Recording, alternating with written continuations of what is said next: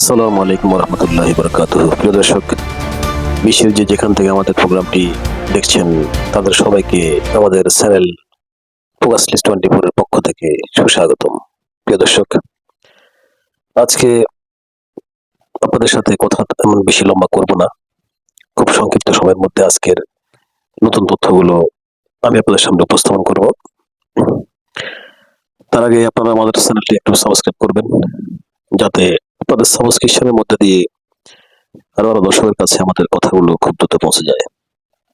দর্শক, শুরু করছি। আজকের মূল বিষয় হলো দুটো বিষয়। একটা হলো জেনেভাতে যে চুক্তি হচ্ছে সেই চুক্তির বিষয়, আর একটা হলো ডোনাল্ড ট্রাম্প এবং নেতানিয়াহুর বিষয়। দর্শক, খুব অল্প সময়ের মধ্যে এই দুটো বিষয় আপনাদেরকে আমি ব্রিফিং দিচ্ছি।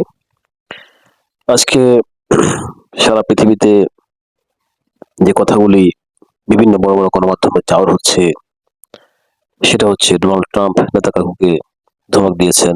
ডোনাল্ড ট্রাম্প নেতানিয়াহুকে বিভিন্ন রকমের বিশ্রী ভাষায় গালাগাল করেছেন। ডোনাল্ড ট্রাম্প নেতানিয়াহুর সাথে যুদ্ধে জড়াচ্ছেন। ডোনাল্ড ট্রাম্প দখলদার রাষ্ট্রকে সাথে আম, যুদ্ধে জড়াচ্ছেন আমেরিকা এবং দখলদার রাষ্ট্রের মধ্যে। অর্থাৎ আমি দখলদার বলছি, আপনারা বুঝবেন যে কি কথাগুলো আসলে বলছি কোন রাষ্ট্রের জন্য। আমেরিকা এবং দখলদার রাষ্ট্রের মধ্যে যুদ্ধ প্রায় আসন্ন। আরেকটা প্রোগ্রামে আছে যুদ্ধ বুঝি তাহলে লেগেই যাবে। যুদ্ধ তাহলে লেগে যাচ্ছে আমেরিকা এবং দখলদারদের মধ্যে। দর্শক, জেনেভাতে নিয়ে যে ব্রিফিংসটা আছে, সেই ব্রিফিংসটা হলো আমেরিকার ভাইস প্রেসিডেন্ট জেডি ভান্স এবং ইরানের পররাষ্ট্রমন্ত্রী আব্বাস আরাকচি এবং স্পিকার বাকের গালিবাফ তারা জেনেভাতে পৌঁছেছেন। সেখানে উভয় পক্ষের সঙ্গে আলোচনা চলছে এবং চুক্তি সম্পন্ন হয়ে যাবে। দর্শক দর্শক আজকের বিভিন্ন গণমাধ্যমের এই ব্রিফিংসগুলো নিয়ে আমি বেশি ইলাবোরেট করব না, কারণ আপনারা সেখানে অনেক কথা শুনে ফেলেছেন। আমি শুধু ঘটনার পিছনে ঘটনা নিয়ে একটু আলোচনা করব। মূলত ঘটনা হলো ডোনাল্ড ট্রাম্পের সাথে দখলদার রাষ্ট্রের প্রধান এখন নেতানিয়াহু, কার কথা বলছি আপনারা বুঝতে পারছেন, তার সাথে এখন যে কথাগুলি হচ্ছে তা হলো ডোনাল্ড ট্রাম্প আর নেতানিয়াহু যে প্ল্যানটা করেছিলেন প্রথম থেকেই মধ্যপ্রাচ্য নিয়ে, সেই প্ল্যানে আর ডোনাল্ড ট্রাম্প এখন হাঁটছেন না। কিন্তু তাদের সাথে কিন্তু কথা হয়েছিল এবং সিদ্ধান্ত হয়েছিল। দর্শক, সেই সিদ্ধান্ত মোতাবেক নেতানিয়াহু কিন্তু অটল আছেন, ডোনাল্ড ট্রাম্প কিন্তু সরে গেছেন। দ্বন্দ্বটা কিন্তু এখানেই। ট্রাম্প এখন নেতানিয়াহুকে বিভিন্নভাবে বোঝানোর চেষ্টা করেছেন, তাকে বোঝেন নাই। ইভেন ডোনাল্ড ট্রাম্প কিন্তু নেতানিয়াহুর কাছে ধরা আছে একটা ফাইল, যেটা বলছি অ্যামনেস্টি ফাইল যেটাকে বলা হয়, সরি অ্যাবস্টিন ফাইল। সেই অ্যাবস্টিন ফাইলটা নিয়ে ডোনাল্ড ট্রাম্প কিন্তু নেতানিয়াহুর সাথে সম্পূর্ণভাবে ধরা আছেন, সেটা নেতানিয়াহু অবশ্যই জানেন। তো এদিক দিয়ে নেতানিয়াহু যে সমস্ত কাজগুলি করছেন সেটা অবশ্যই আমেরিকা এবং ইরানের চুক্তির বিপক্ষে যাচ্ছে, এটা আপনারা দেখতে পাচ্ছেন। এবং সেখান থেকে নেতানিয়াহুকে থামানোর জন্য ডোনাল্ড ট্রাম্প তার সরাসরি যে সমস্ত আচরণগুলি করেন, তিনি হয়তো কাউকে মারেন না, তোয়াক্কা করেন না, তার এ ধরনের একটা চারিত্রিক বৈশিষ্ট্য আছে। সবকিছু তার অধীনে তিনি মনে করেন, তাই তিনি নেতানিয়াহুকে হামক দিয়েছেন, এটা সত্য। ইভেন গতকাল রাতে ডোনাল্ড ট্রাম্প যেটা করেছেন সেটা হলো, ইরান কিন্তু ট্রাম্পকে স্পষ্টভাবে জানিয়ে দিয়েছে যে আমরা জেনেভাতে যাব না যদি না লেবাননে যুদ্ধ বন্ধ না করে নেতানিয়াহু। এবং আজ রাতের মধ্যে কিন্তু ইরান নেতানিয়াহুর দেশে অর্থাৎ দখলদার রাষ্ট্রে আক্রমণ করতে সবকিছু প্রস্তুত রেডি করে রাখা আছে। নেতানিয়াহুকে ওয়ার্নিং দেওয়া হবে, সে যদি না শুনে তৎক্ষণাৎ তাকে আক্রমণ করা হবে। ঠিক এই খবরটা পাকিস্তানের মাধ্যমে ডোনাল্ড ট্রাম্পের কাছে চলে যায়, আর ডোনাল্ড ট্রাম্প তখন নেতানিয়াহুকে হামক দিয়ে আপাতত লেবাননে আক্রমণটা বন্ধ করেছেন। এবং এই আক্রমণটা বন্ধ হওয়ার পরই ইরানকে জানানো হয়, এবং তখন ইরানের সর্বোচ্চ কমান্ডার বা সর্বোচ্চ লিডার, সর্বোচ্চ ধর্মীয় নেতা মোস্তফা আলী খামেনি তিনি পারমিশন দেন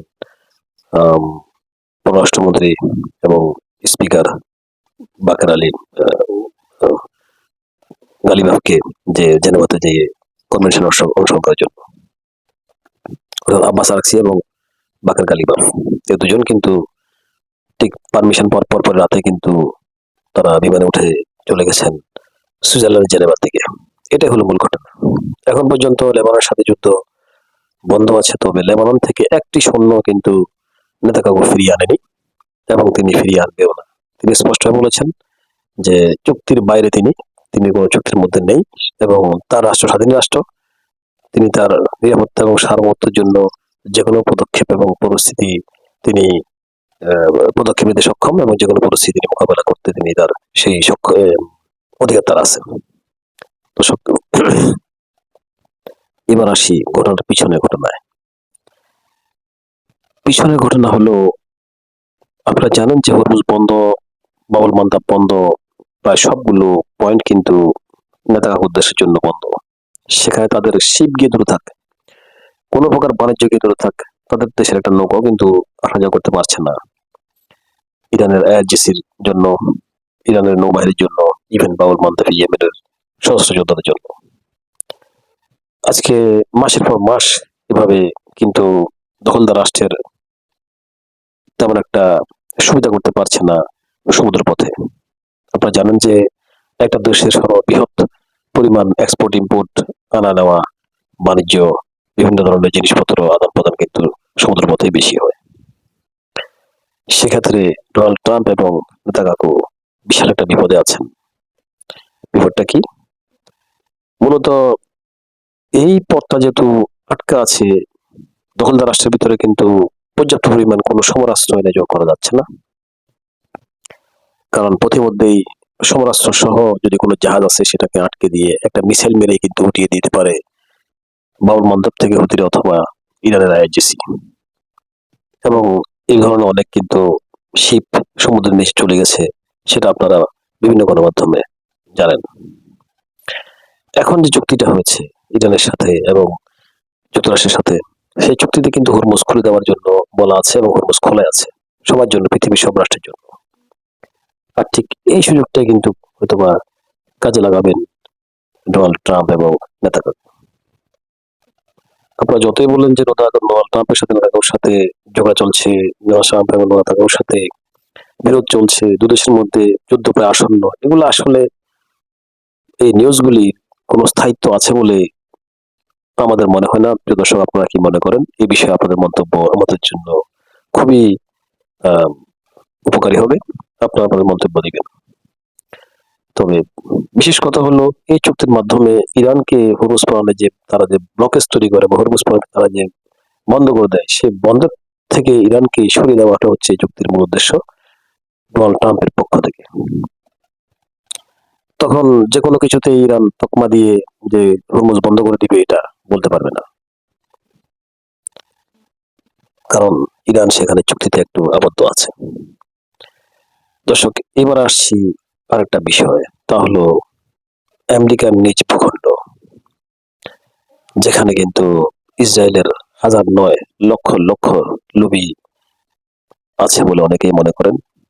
এবং এই দখলদার রাষ্ট্রের লোভীকে কোনোভাবে অ্যাভয়েড করে আমেরিকার কোনো সরকার টিকে থাকতে পারে না। এটা আমার কথা নয়, এটা আমেরিকার অতীত ইতিহাসের কথা। দর্শক, আপনারা চাইলে এই বিষয়ে আপনারা একটু পড়ালেখা করতে পারেন। আপনারা সবকিছু কিন্তু সব তথ্য আপনার কাছে চলে আসবে। এখন ইন্টারনেটের যুগ, আপনারা একটু চেষ্টা করলে কিন্তু আমার এই কথাগুলো সত্য কিনা সেটা আপনারা যাচাই করতে পারবেন। দর্শক, কিন্তু এত কিছুর পর ডোনাল্ড ট্রাম্প কেন নেতানিয়াহুকে ধমক দিচ্ছে, নেতানিয়াহুকে কেন তিনি তাচ্ছিল্য সহিত ব্যবহার করছে? দর্শক, ডোনাল্ড ট্রাম্প এখন বুঝেছে যে তার দেশে সাধারণ জনগণ যারা ভোটার, তারা চায় না যুদ্ধ, তারা চায় শান্তি চুক্তি। নেতানিয়াহুর কাজ কিন্তু তার এগেনস্টে। ডোনাল্ড ট্রাম্প একদিকে ধরা তার দেশের রাষ্ট্রের সাধারণ জনগণের কাছে, কারণ সামনে মধ্যবর্তী ইলেকশন। আবার তিনি ধরা আছেন নেতানিয়াহুর কাছে দুভাবে, কারণ তারা দুজনেই সিদ্ধান্ত নিয়েছেন মধ্যপ্রাচ্যের একটা যুদ্ধ তারা বাজাবে, এরপর আস্তে আস্তে একটা দেশকে দখল করবে, এরপর একটা দেশ দখল করবে, এভাবে গ্রেটার দখলদার রাষ্ট্র বানাবে এবং সেখানে বিশাল বাণিজ্য ভান্ডার তৈরি করবে ডোনাল্ড ট্রাম্প, তার জামাতা এবং নেতানিয়াহু মিলে। এটা ছিল তাদের একটা প্ল্যান।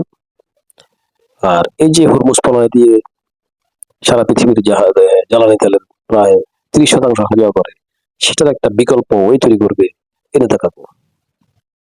প্রথমে গ্রেটার ইসরায়েল, তারপরে বিকল্প ওয়ে, তারপর ব্যবসা বাণিজ্য। তখন সারা পৃথিবীর এই জ্বালানির সুইচটা থাকবে কিন্তু নেতাকাগুর কাছে। এটাই ছিল তাদের প্ল্যান। তো ডোনাল্ড ট্রাম্পের সাথে সেখানে তিনি একমত হয়ে কাজ করেছিলেন। সেখানে ডোনাল্ড ট্রাম্প যে এখন তিনি কথা শুনছেন না, এটার জন্য ডোনাল্ড ট্রাম্প কিন্তু নেতাকাগুর কাছে একটা ধরা আছেন। দ্বিতীয়ত অ্যাপস্টিন ফাইলে ধরা আছেন। আর ডোনাল্ড ট্রাম্পের তৃতীয় নম্বর ধরা হলো তার রাষ্ট্রে, নিজ দেশের জনগণের কাছে। আমি আবার বলছি, কারণ সামনে মধ্যবর্তী নির্বাচন। এই নির্বাচনে জনগণ যদি তাকে ভোট করে তাহলে তার তক্তা, তার চেয়ার শেষ। দর্শক, আমি আসলে কিছু কথা হয়তো বলে ফেলছি, আপনারা এটা কিছু মনে করবেন না। তো ডোনাল্ড ট্রাম্প যদি চেয়ার না থাকে তাহলে তার কোনো মূল্য নেই, পৃথিবীর কেউ তার কোনো কথা শুনবে না, তার কোনো কমান্ড কেউ শুনবে না। আর তিনি কোনো ব্রিফিংস দিলেও সেটা সংবাদ মাধ্যমে তাকে ফলো করে তেমন দেখাবে না। যতক্ষণ চেয়ার আছে ততক্ষণ ডোনাল্ড ট্রাম্পের কথা শুনছে। তিনি ভালো বলুক আর খারাপ বলুক, তিনি প্রলাপ বকুক আর যুক্তিসঙ্গত কথা বলুক, সেটা কিন্তু নিউজ হচ্ছে।